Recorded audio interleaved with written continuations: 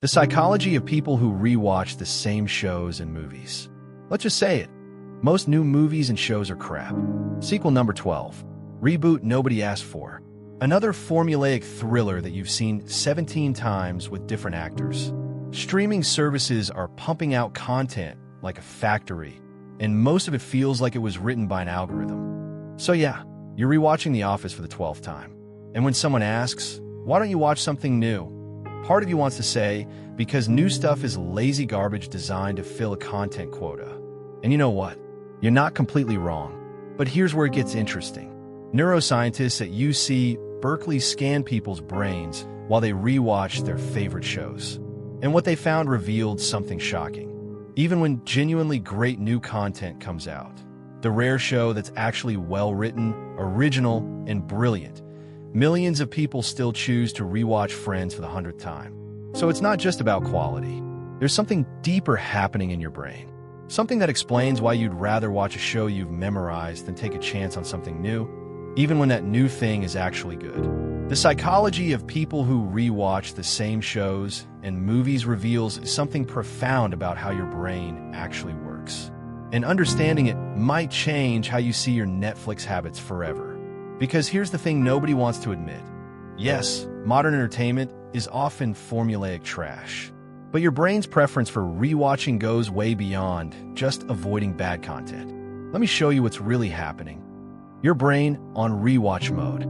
First, let's be real about the state of modern content. Studios are risk-averse. They're pumping out sequels, prequels, reboots, and safe formulas because original ideas are expensive gambles. Streaming platforms need to fill their libraries, so quality gets sacrificed for quantity. You're not imagining it. A lot of new content is mediocre at best. But here's what's fascinating. Even when something genuinely brilliant comes out, when critics are raving, when your friends are telling you, this is actually incredible, your brain might still pull you toward rewatching The Office instead. Why? Dr. Russell Poldrack, a neuroscientist at Stanford, has spent years studying how our brains process repeated experiences. And what he's found is remarkable. When you watch something new, even something good, your brain is in encoding mode. You're working. Your prefrontal cortex is firing intensely, tracking characters, understanding relationships, predicting plot points, remembering who's who. It's cognitive effort, even when you're enjoying it. But when you rewatch, your brain shifts into what scientists call elaborative processing mode. And this is completely different. Think of it like visiting a city. The first time, you're following Google Maps, try not to get lost, checking off the tourist spots. The 10th time, you can actually notice the street art, the way light hits that building at sunset, the smell from that specific bakery. You're not working to navigate, you're experiencing. That's what your brain does when rewatching. Dr. Crystal Russell at American University ran a study where participants watched the same film clips multiple times. She expected enjoyment to drop with each viewing. Instead, participants reported noticing new details, understanding character motivations more deeply, and appreciating artistic choices they'd completely missed the first time. One participant said, "I was so focused on what happens next that I didn't even notice the entire color palette was showing the main character's emotional state." That's not laziness. That's depth. And there's actual neuroscience backing this up. fMRI scans show that rewatching activates different neural networks than first viewings. The dorsolateral prefrontal cortex, responsible for working memory and attention, calms down. Meanwhile, areas associated with emotion, personal memory, and reward processing light up. You're not doing less. You're experiencing differently. So yes, a lot of new content is garbage. But even when it's not, your brain has legitimate reasons for choosing the familiar. And those reasons go even deeper. Because beyond the quality issue, there's something your brain is desperately craving in today's world. And rewatching gives it to you in a way that even the best new show can't. The certainty your brain is starving for. Here's an uncomfortable truth. Your brain experiences uncertainty the same way it experiences physical pain. Researchers at University College London put people in MRI machines and gave them uncertain scenarios. You might get shocked, you might not. and the anterior cingulate cortex, the same region that fires when you touch something hot, activated intensely during uncertainty. Now, think about your daily life. You don't know if you'll get that promotion. You don't know if your investment will pay off. You don't know what the economy will do, if your relationship will last, if your health will hold up.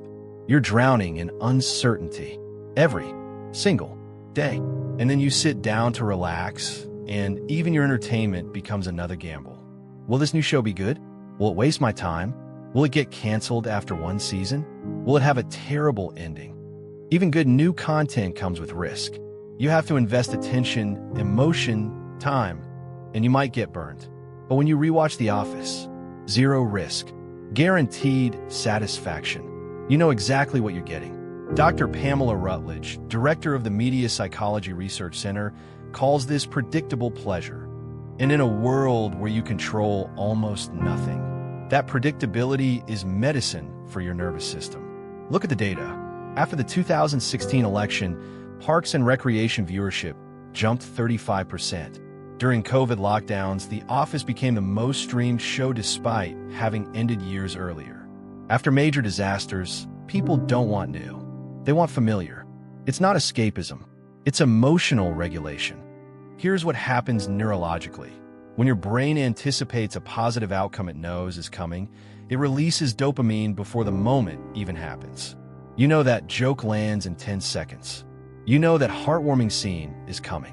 Your brain rewards you just for knowing. And honestly, in an era where Hollywood keeps disappointing us with lazy sequels and algorithmic trash, there's something deeply rational about choosing guaranteed quality over another gamble. You're not stuck in the past. You're protecting your limited time and emotional energy. But there's another massive reason people rewatch that has nothing to do with new content being bad. Because while some people rewatch to avoid bad content and unpredictability, others are rewatching because their brain is completely exhausted. And this might be the most relatable one yet. Your brain is fried. You make approximately 35,000 decisions every single day. What to wear, what to eat, which email to answer first, how to phrase that text, whether to take that call, what route to drive. Every decision drains your mental battery. Psychologist Roy Baumeister proved this with his decision fatigue research. The quality of your decisions deteriorates as the day goes on because your brain literally runs out of fuel. Now you finally sit down to relax. You open Netflix, and it immediately asks you to make more decisions. Browse 10,000 options. Read descriptions. Watch trailers. Is this new show worth investing in? What if the reviews are fake? What if it starts strong, then falls apart? Do I want drama or comedy? Dark or light? That's not relaxing. That's work. And here's the worst part. Even if you pick something good, you still have to spend mental energy learning new characters, understanding new rules, building new contexts. Your brain is doing cognitive labor even during entertainment. Rewatching eliminates all of that. Zero decisions, zero risk, zero learning curve, zero energy expenditure.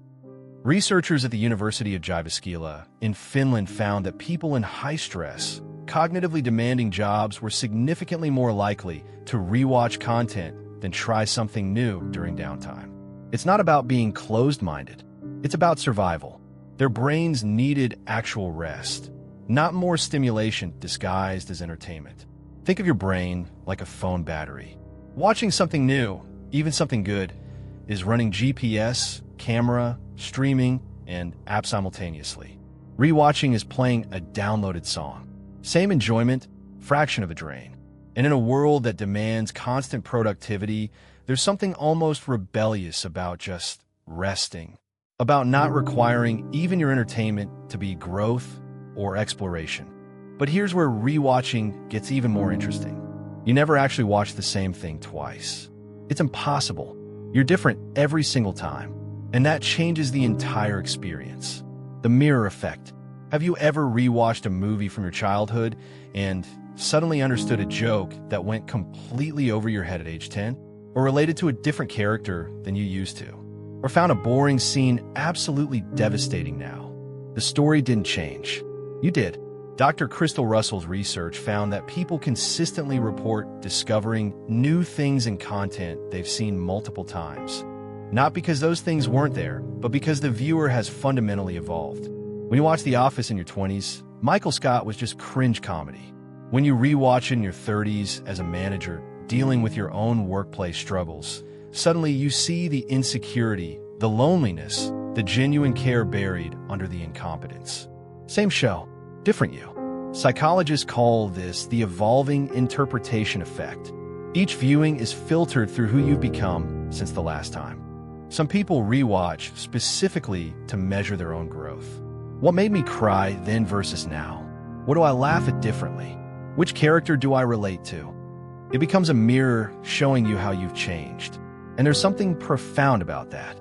In a culture obsessed with consuming the new, rewatching is an act of depth over breadth. It's saying, I'd rather understand something fully than skim everything. Plus, let's be honest, when the new stuff is mostly garbage anyway, why not spend time with something you know is actually good? There's one more type of rewatcher, though, the detail hunters. Some people rewatch because they're convinced they haven't seen everything yet. And with truly great shows, they're right. The best creators pack their work with layers, background details, visual foreshadowing, symbolic choices you only catch knowing where the story goes. Shows like Breaking Bad, The Good Place, Arrested Development, they're designed to reward rewatching. People with analytical minds treat rewatching like investigation. They pause, rewind, zoom in. They catch the photo on the wall that foreshadows a season 3 twist. The color symbolism, the hidden callback. For them, a great show isn't just entertainment. It's architecture to study. And every rewatch reveals another layer, which, honestly, is more than you can say for most paint-by-numbers new releases. So here's the bottom line about the psychology of people who rewatch the same shows and movies. Yes, a lot of new content is formulaic trash designed to fill streaming quotas. But even beyond that, your brain has legitimate reasons for choosing the familiar. Certainty in an uncertain world. Rest when you're exhausted. Self-reflection as you grow. Depth over breadth. You're not stuck. You're smart. So drop a comment. What's your go-to rewatch, and which type of rewatcher are you? I actually read these, and I'm genuinely curious. And if this validated your rewatching habit, hit subscribe. Next week, why some people need silence to focus while others need chaos. The brain science is wild. Thanks for watching.